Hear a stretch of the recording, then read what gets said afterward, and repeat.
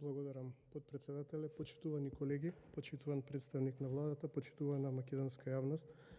Ќе бидам краток и конструктивен. Најпрво сакам да го поздравам ова предлог законско решение, затоа што обработува една материја што навистина во периодите претходно не беше сериозно земена во предвид и станува збор за нешто кое што земјите од нашето поблиско или подалечно соседство навистина го користат за да имаат економски бенефит и прилив на средства кои што се добродојдени секогаш кога што практично да речеме имаме можност за еден алтернативен вид на туризам.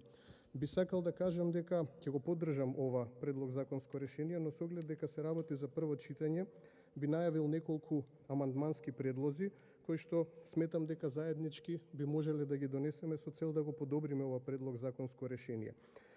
Ќе бидат во насока на да не биде само земено во предвид одржувањето и обележувањето на планинските патеки.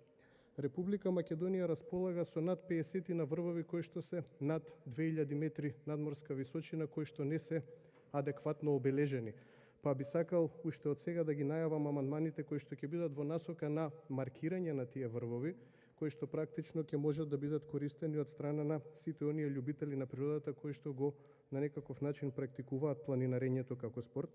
Исто така би сакал да напоменам дека и голем дел од овие планинарски патеки поминуваат покрај планинарски домови кои што се уште немаат решено сопстvenички однос и се уште немаат назначено правен субјект кој што ќе ги менаџира истите. Република Словенија го има ова многу успешно решено и овој сегмент на туризмот и носи голем прилив на средства, што мислам дека исто така би можеле и ние да го практикуваме со оглед на тоа дека дел од територијата на Република Македонија е планинска и има се поголем тренд на влюбители во овој тип на алтернативен туризам. Благодарам.